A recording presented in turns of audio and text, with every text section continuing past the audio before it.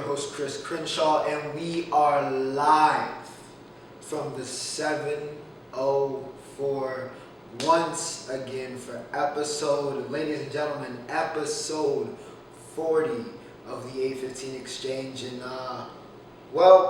40 episodes, that's crazy to even think about. I've been doing this for 40 straight weeks, a couple months away from a year. So yeah, that's exciting. But episode 40, we have arrived. And it's fitting that today's episode is episode 40. And I guess kind of a little bit of a milestone. I guess 40, it's one of those numbers, I guess, maybe kind of you could say is a milestone. Because this is the last episode for a while where I will be live from the 704. Probably the majority of these episodes of this show have been on this blue couch with my friends, or as it's been for probably the past 20 episodes, by myself, while I kind of adjust and figure out how I want the podcast to look. This has been the design. This has been my set for the majority of the time. But as many of you may know, it's graduation season, which also means it's the end of the semester for the rest of us college students. So today it's my last, well, it's not today, but this is my last week in the apartment. So next week's episode, we'll be back live from the 336. Of course, the podcast, the show, 815 Exchange is going absolutely nowhere. We will be back live from the 336 from the whole set I have back home. But yeah, I'm home away from home. This is it. We won't see this blue couch until probably August. And yeah, we won't see the set. But a lot of great moments here. A lot of great moments, a lot of great memories, a lot of good episodes here. So without further ado, let me not waste any more time. Let's get straight, because there is a show. I have a lot to talk about here in the sports and entertainment world. So let me not waste too much time on this intro and make it too lengthy.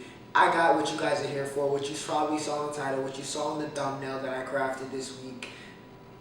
It's time to talk about it. So, as always, timestamps are in the description. If you need to go to a certain segment, you're looking for At the Buzzer, you're looking for TV and music, whatever it is, feel free, go straight to it in the description. And as always, my social medias, I'm super active on Twitter, plus a little bit on TikTok, all that stuff. All my social medias also in the description. If you want it, go ahead and go find that, and you can follow me there. But I say without further ado so many times, I probably should put that on a shirt. But ladies and gentlemen, let's get straight to it, and we are going to start off with soccer. Yes, we're going to start off with football. We're going to the football world. As we had some nice Champions League action and a lot more to talk about as well there. We're going to start off though with PSG and Man City, the second leg. And I said last week I saw Man City, it wasn't going to be close. Mbappe wasn't going to play. It was so much going on for PSG. And I'm going to talk about that after I talk about the game here. But Man City gets it done as I expected, 2-0. I think they won 4-1 on aggregate. Just complete domination. Ruben Diaz. I mean, Man City also is they're the most money spent on one club. If you total out the transfer budget, I think is Man City. Diaz was worth all of the money, however much they paid for him. I'm not sure what the exact number was. But it was a masterclass. It was a pure defending masterclass from Ruben Diaz. He was a brick wall. He was everywhere. He was putting his body on the line. Did everything, absolutely everything you would want a center back or just a defender, really just a player to do in the Champions League semifinal, with a chance to send your team into that Champions League final and give them an opportunity to be crowned the best team in the world. He did that. Absolutely beautiful game from him. I have to give a shout out to Riyad Mahrez. He has been phenomenal. One of two Leicester City players that are in great form. But yeah, Mahrez cannot stop scoring. I think he had a brace here against PSG, just completely dominant. He had that free kick in the first leg that somehow got through, that really broke the back of PSG. But yeah, PSG suffers from a lack of, not that Pocket's a bad manager, or that they have the talented players, though they don't have a complete team. They suffer from a lack of leadership, is what I saw in this. And through the red cards of Di Maria, and then yesterday Kimpembe had that incident against Lille. PSG needs, they have, for all the money they say they spend on whatever Neymar, Mbappe, and whatever superstars, they need to invest. They really need to invest into this team, not just for the show, not just superstars. They need to invest in getting this team better. Vardy's a great midfielder, but that midfield needs to be better. That defense could be better.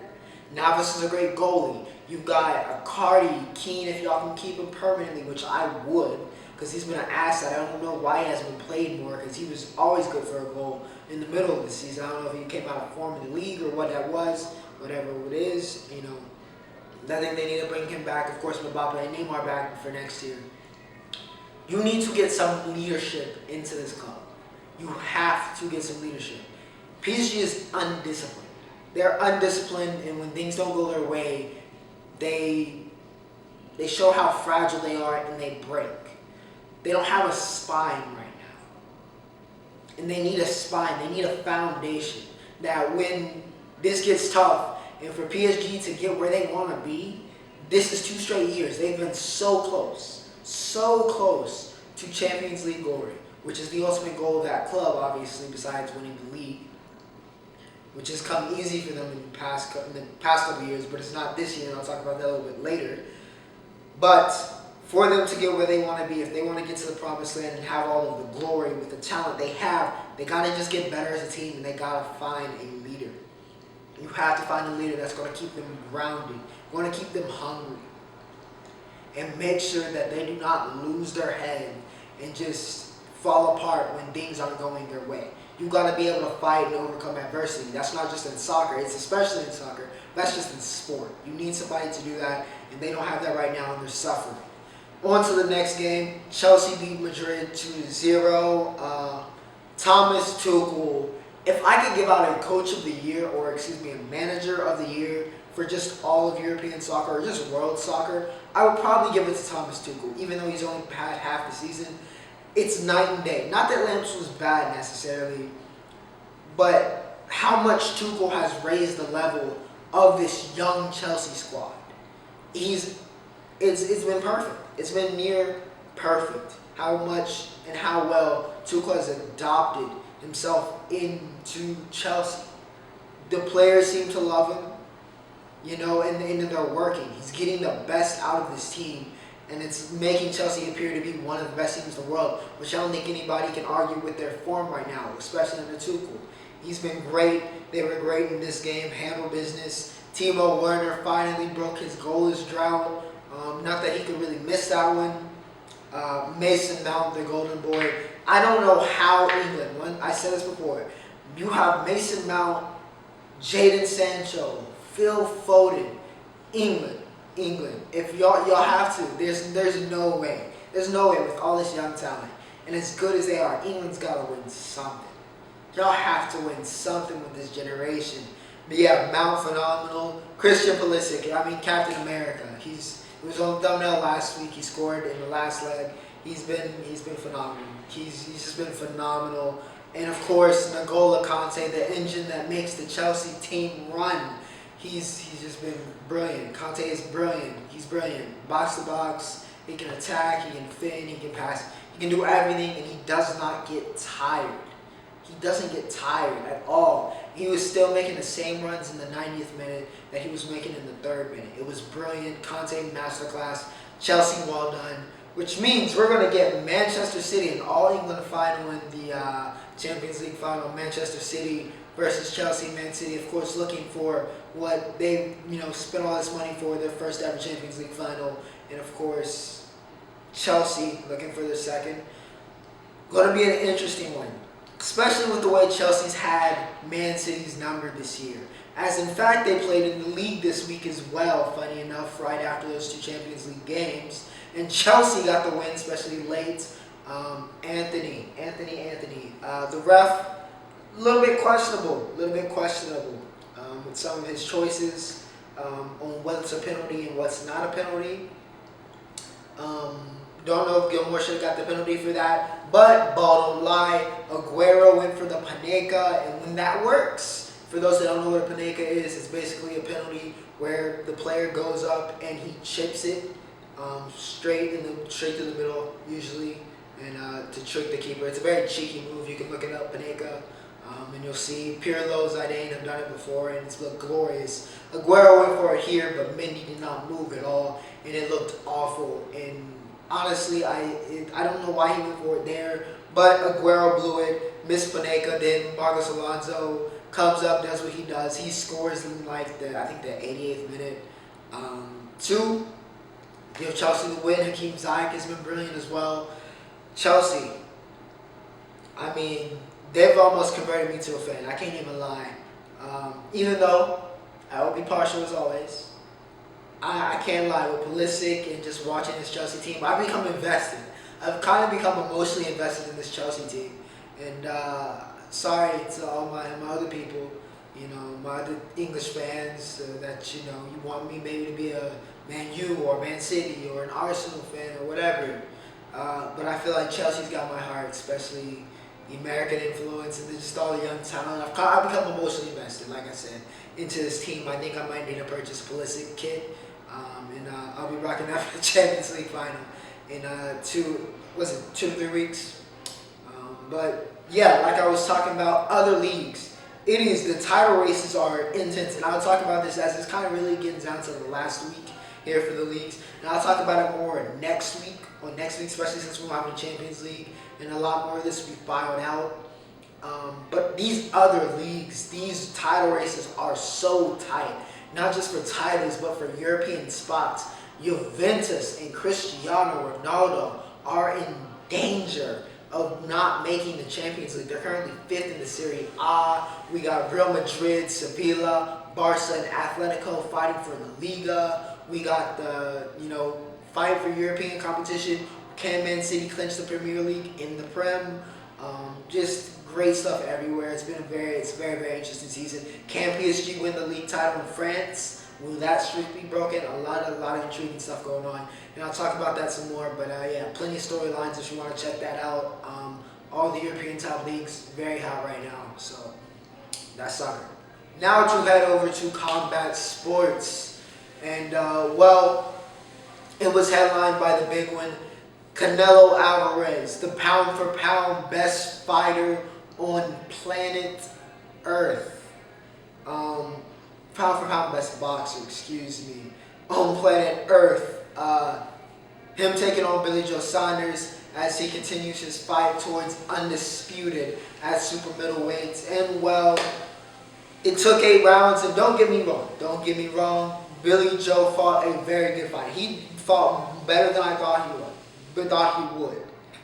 And I don't want to hear anything about, Billy Joe was overrated or he was a bum. No, he was very competitive in this fight. At one point, I had him ahead on the scorecards. I can't remember the last time I saw somebody make Canelo miss as much as Billy Joe did. He fought great. But this is boxing. This is the fight game. And sometimes all it takes is one punch to change the course of a fight. And that is what happened. Even though Canelo was up on the scorecards heading into that 8th round, right? He was. Still a very competitive fight. I had it 5-3. I heard some people had it even 4-4. Though it seemed like Canelo genuinely was ahead. Landed that hook. He'd been going for it multiple times. It's normally gone to the body, but he timed it perfectly. Timed that punch absolutely perfectly. Billy Joe went for the duck. He had gone for multiple times in, falling for Canelo's feints as he kind of started to happen later as the fight got on. And yeah, Canelo caught him, broke that orbital, and that was it. Canelo smelled, blood in the water, hyped up the fans, put on the show to end the 8th, and then Billy Joe's corner shuts it down, and he has to retire on his stool, and Canelo claims another one, just like Thanos. He's like Thanos. Canelo is like Thanos. He claimed another he claimed another championship, and yeah, listen. And the crazy thing is, Billy Joe, only 31. Broken orbital is not a great injury for obviously not a great injury for a fighter, but especially in boxing, that might be a career ender, especially the type of broken orbital it was. It's a very serious one. Not sure if he's ever going to come back. He might have just gotten retired. That's crazy. One punch. He fought so well, made him miss all those times. It's so ironic that one pinch might just end his career. One punch broke his face. Made him miss all those times, but it took one punch. One punch to change everything. And BJS, of course, hoping for a great recovery. If he does come back, hopefully, he can do with the best with the broken orbital. If he doesn't, he made a lot of money. 2-weight champion, one of the best British middleweights of all time. He's fine. He'll be fine. Solid personality, so maybe he'll end up, in the booth or whatever. But Canelo gets it done, which means the last remaining title is the IBF Super Middleweight Championship, which belongs to Caleb Plant. And Caleb Plant, hope you're ready.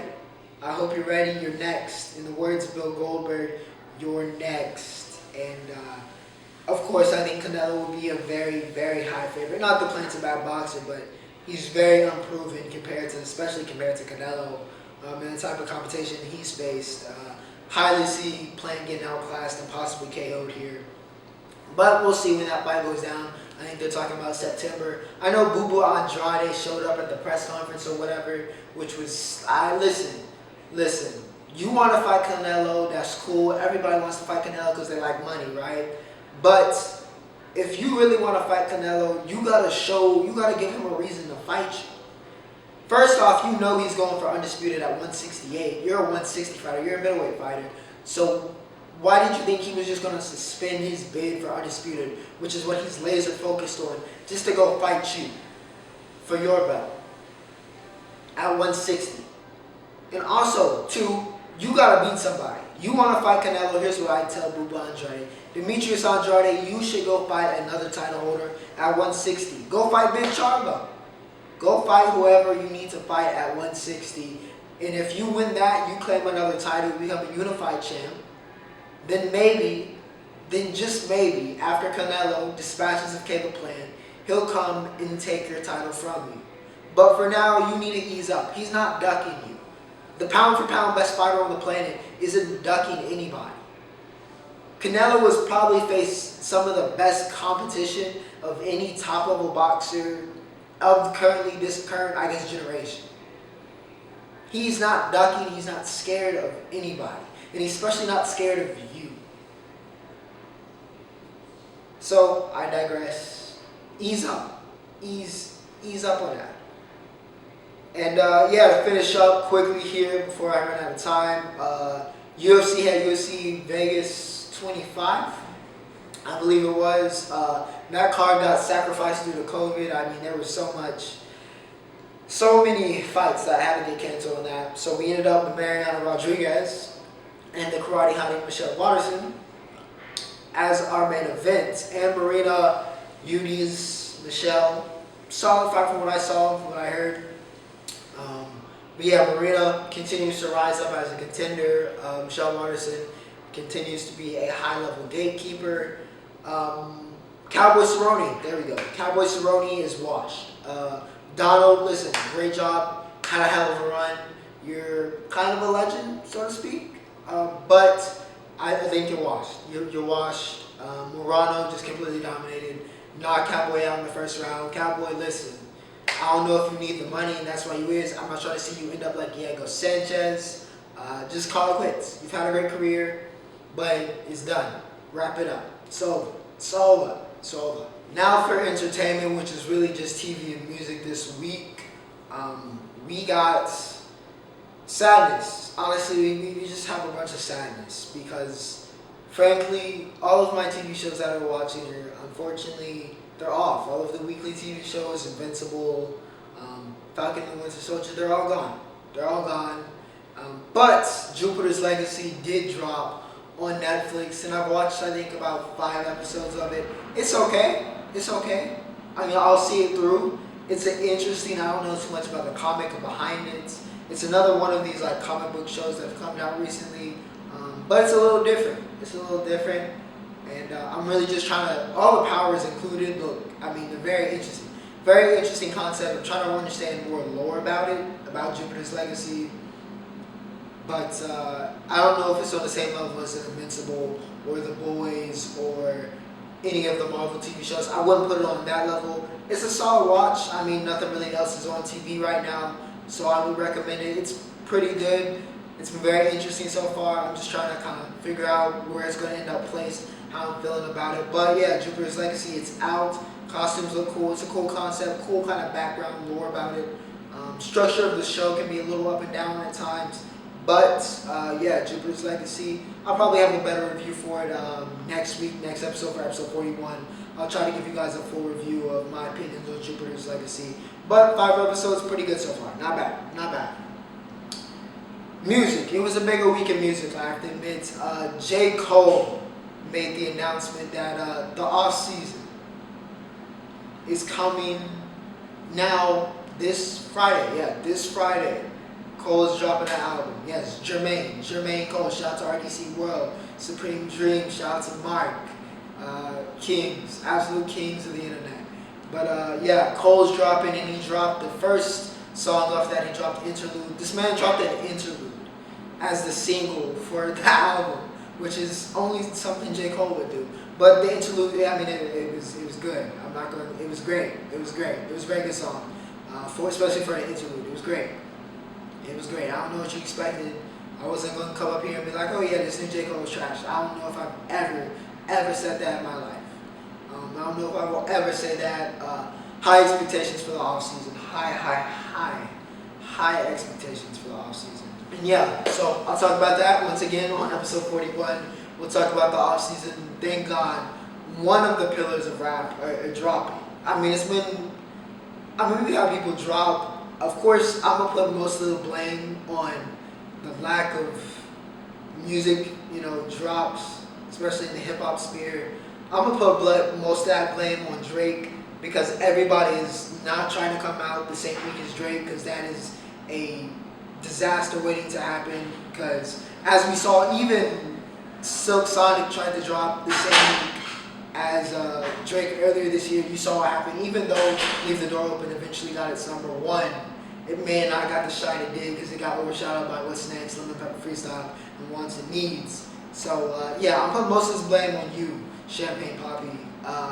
Please, sir, give us at least a release date so we can get the rest of this out, okay? You got everybody waiting on you, all right, to drop because nobody's trying to get on your release date, all right? So please, just let us know. Let us know. Ain't no way you said this was 99% done last year, and it's May, about to be mid-May of 2021, and it's not done. Also, my Naomi Sharon tweet, I'll probably pop that up right here. That kind of went crazy on Twitter. That definitely kind of went crazy. I mean, it kind of it kind of explains itself. You can look up and investigate more, or just look up Naomi Sharon on Twitter or IG, and you can understand why he did it. Yeah, that kind of went crazy. But I digress. Let's get back on topic here, because Don Toliver dropped What You Need, and it was some more heat from Don. I loved his album last year. Absolutely loved it. Cardigan, After Party, I played that non-stop. Such a good album. And I can't wait to see whatever he does this year. Apparently he's got some new stuff coming out. So I will be highly anticipating that. What You Need is a nice little something to suffice for now and hold me over. Built for Whatever. T Grizzley dropped this week. Dropped on Friday. Built for Whatever. Full album. I've listened to it. My favorite songs I think off of it were High Speed, Never Been Never Fold featuring G Herbo, and Not Gonna Play featuring King Von, rest in peace. I'm gonna give it an 8.6, maybe an 8.7. I really like this. I really like this. Very good album. Very good album. There was some stuff I didn't like, but it wasn't so much that it was bad. I just wasn't feeling it as much as some of the other stuff. When it's good on this album, when T's good on this album, he's great. But there is some stuff that's like, which is why I can't give it into the 9 territory. But this was very good. Probably gonna be one of the better albums. Definitely in the better half of albums I hear this year. Great job from T. Shout out to the GTA references, if all my people in that GTA RP, shout out to y'all. Yeah, very, very good. His delivery is one of the best in rap, I think. His delivery is just, it's like, I don't know, it's magnetic. It's magnetic. It just kind of gets you in that mood. It's great workout music, but yeah, shout out to T. Built for whatever. 8.6, 8.7, maybe 8.6 and a half, whatever you want to call it in the middle. Very good. Highly, highly, highly recommended, especially with how dry music has been to a certain extent this year. Go crazy. Shout out to T. To keep it going here, I could go NBA, but I'm going to go with the MLB because my NBA kind of ties into at the buzzer as it usually does. MLB, baseball. I don't know what is, well, actually I don't know what's going on.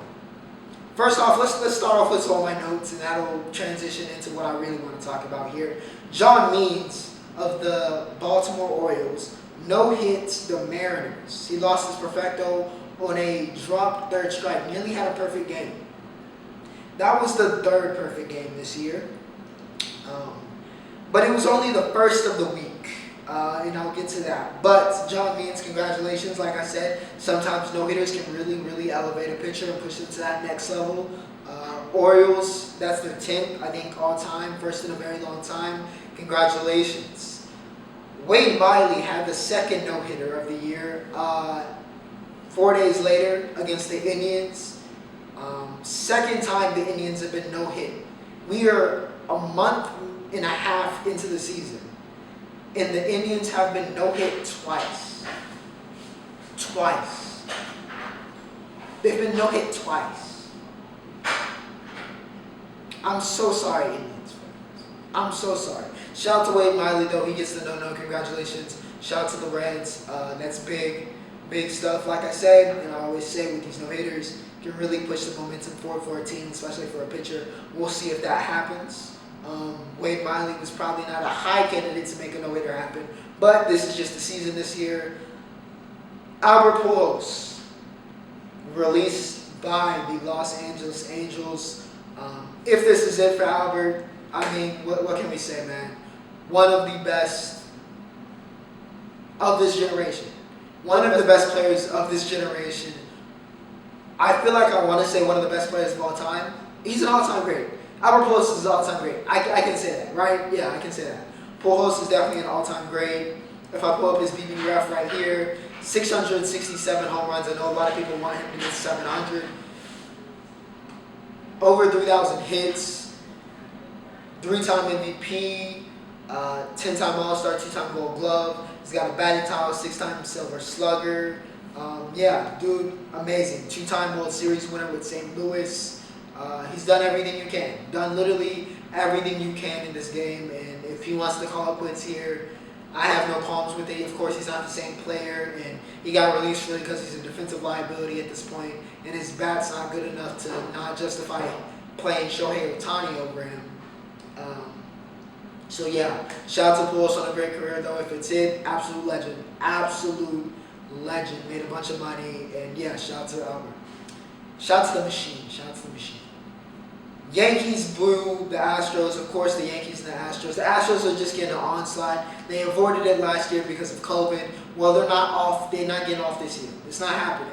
Altuve got the brunt of the Yankees fans this year. And also the Yankees, thank you, my Yankees decided that they know how to play baseball again. It's a great thing. It's a great thing. We're finally over 500 again. You know, I was very worried for a while, and I'm still kind of worried. But good to see us get back to winning ways. Clint Frazier not hitting the wall, which is very weird season for him.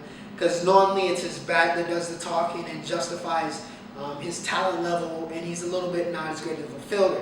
This year, I can't tell you how many insane catch of the year candidates Clint Frazier has had a month and a half into the season. I'm not sure quite what is going on.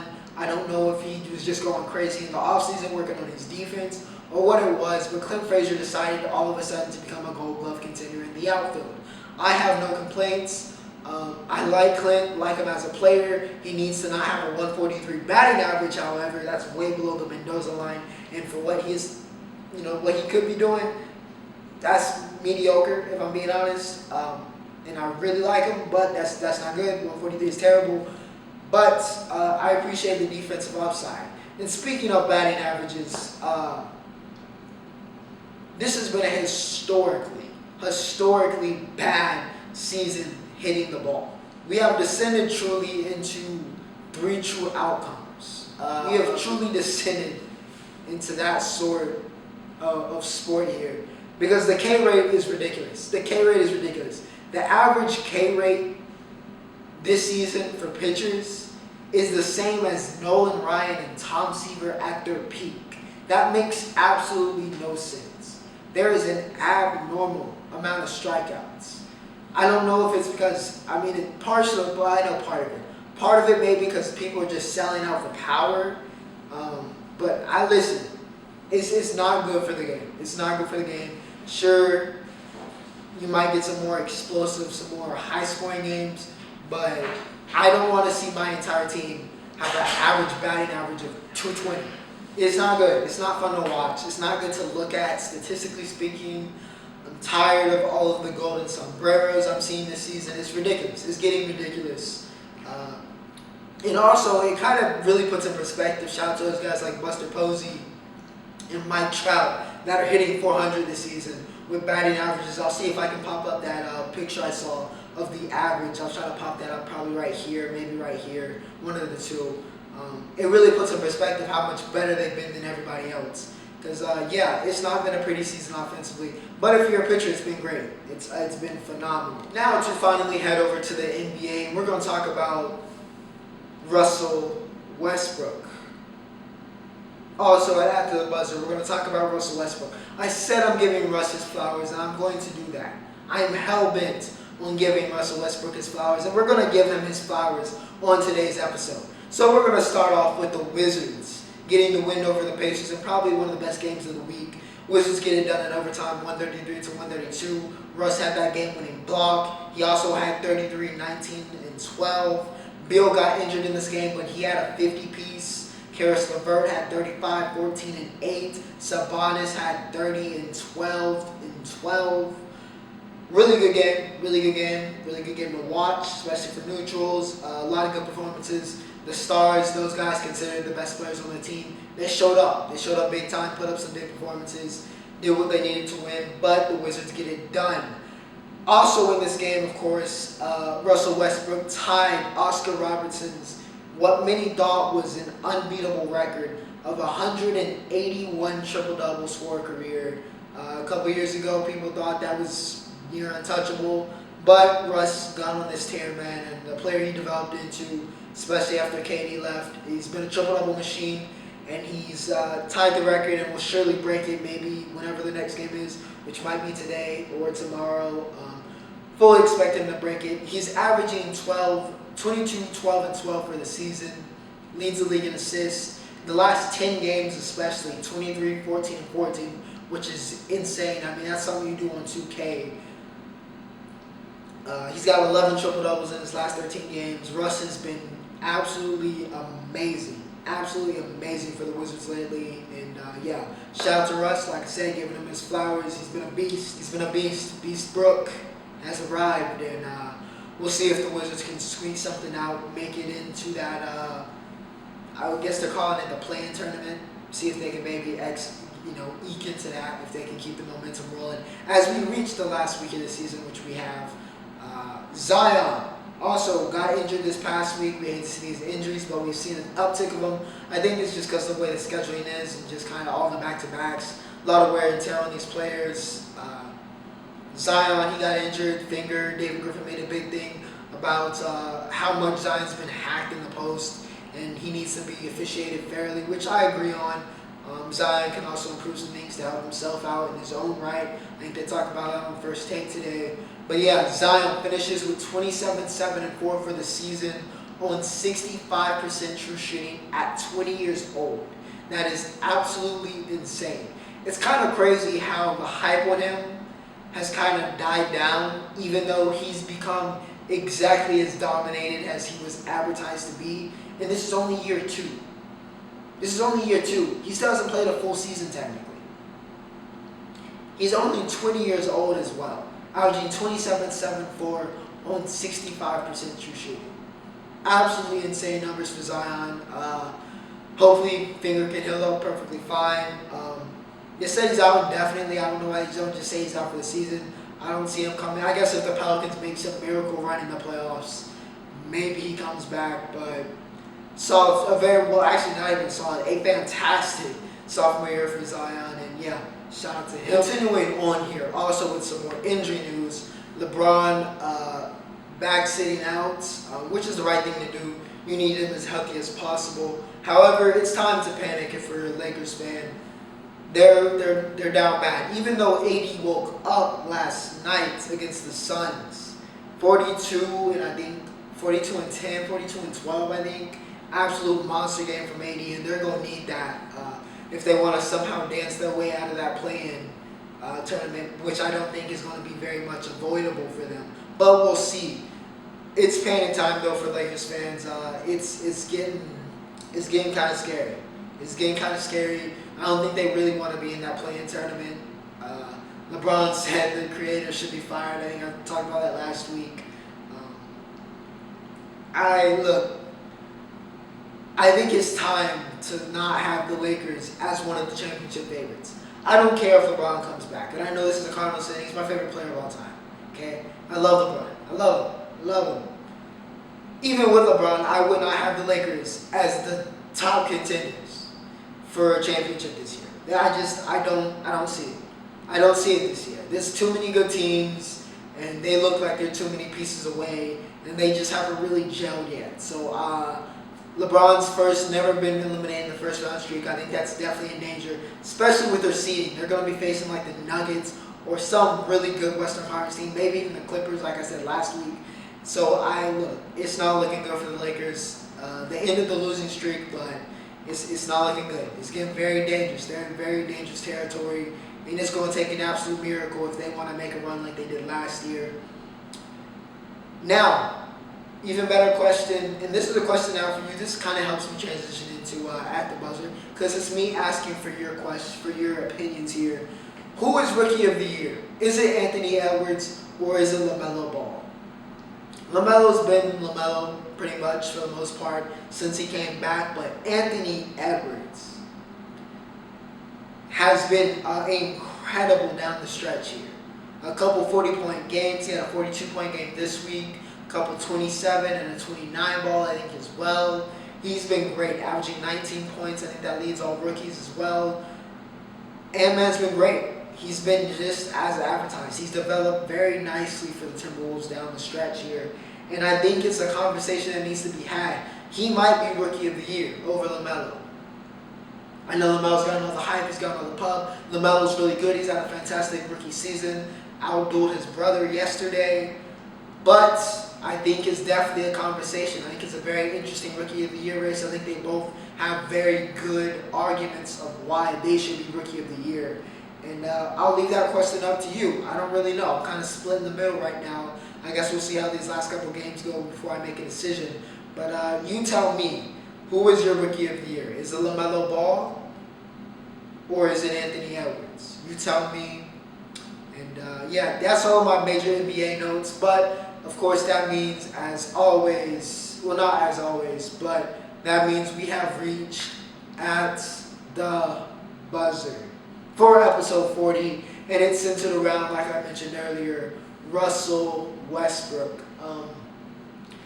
Under the shadow of Westbrook, reaching the triple-double and how dominant he's been in this last kind of quarter of the season, if that's what you want to call it, I decided to ask some of my friends where they thought Westbrook would end up all time for point guards. I asked that question to the group chats and got an array of answers. I'll start off with my personal opinion. Of course, as always, this is at the buzzer, so feel free to comment below or to let me know where you think Russell Westbrook will finish all time as a point guard. Is he top 5? Is he top 10? Is he top 15? Is he even lower than that? I think he'll finish top 10. I think the numbers, he's got an MVP, he's going to have the All-Star appearances. I think personally top 10. Maybe in that lower half of the top 10. I don't know. Maybe in that higher half.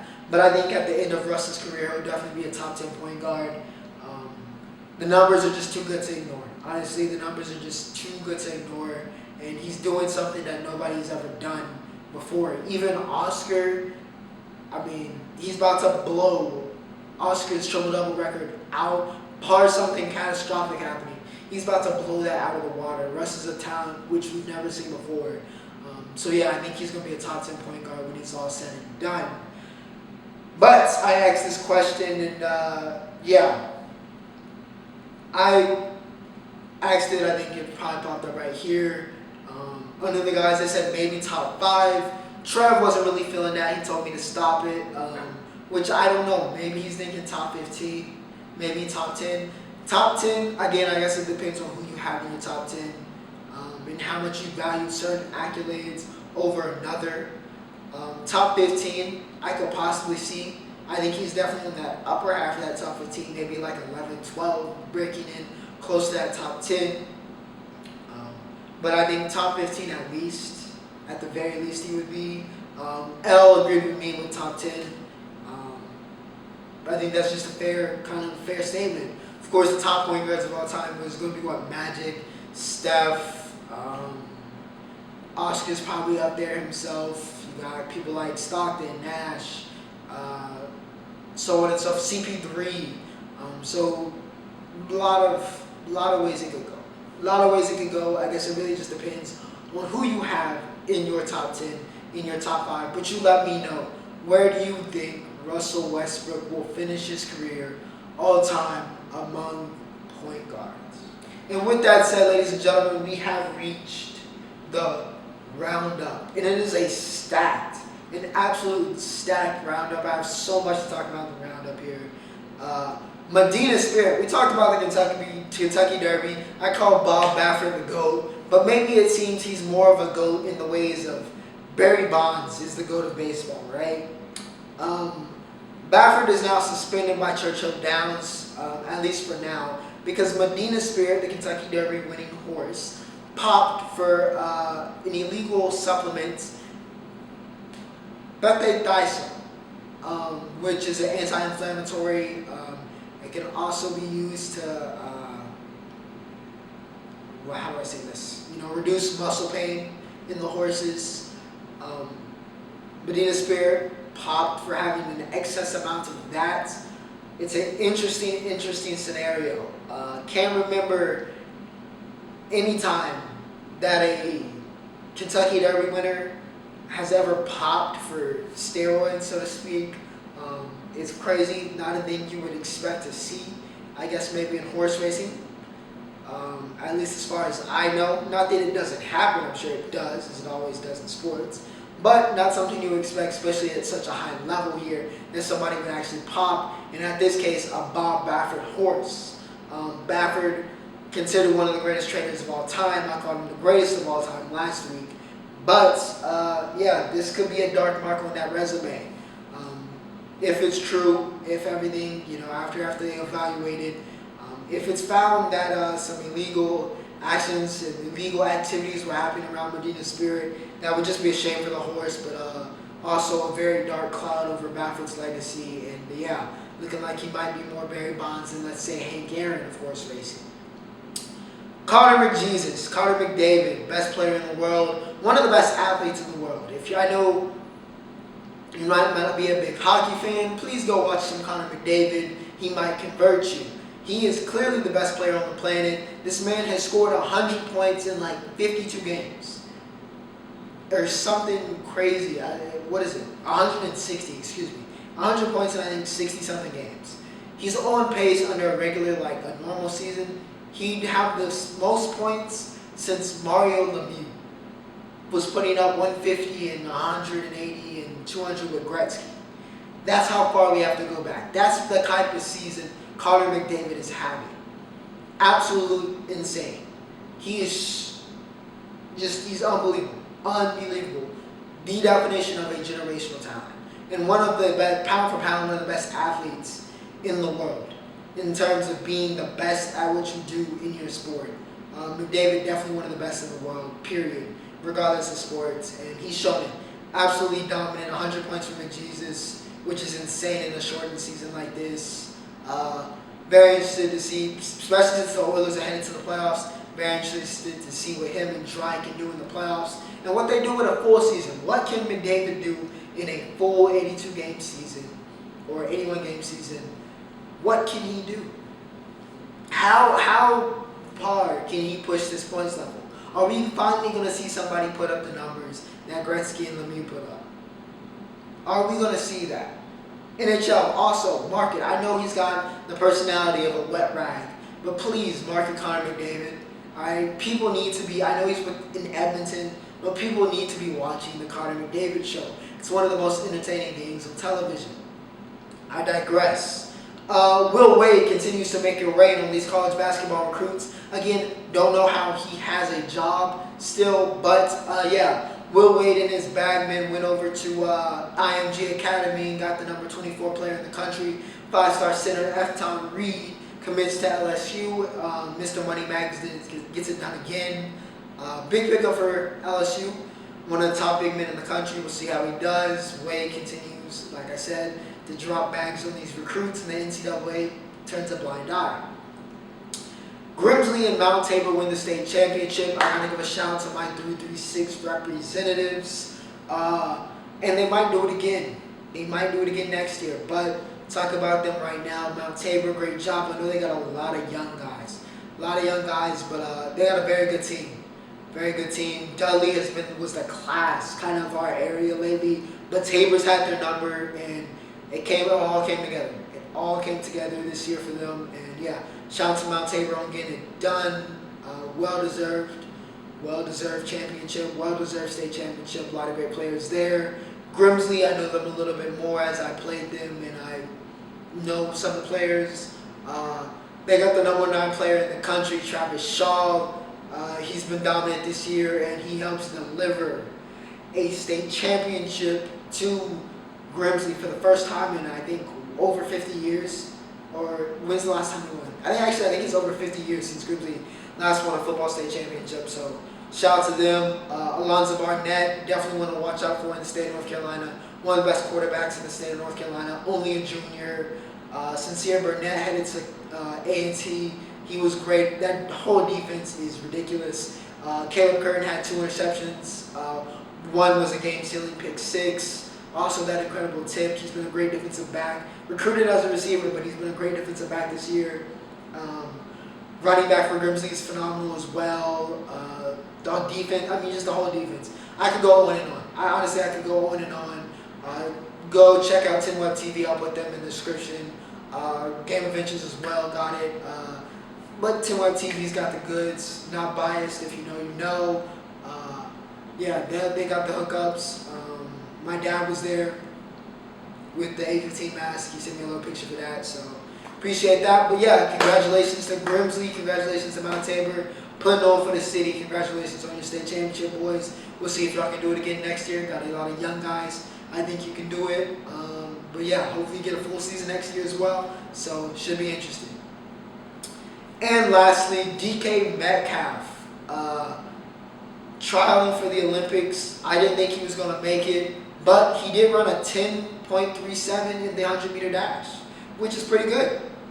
Honestly, it's really good, especially for a guy his size at 6'3", 235. That's impressive. He's not a normal track athlete. He's a football player.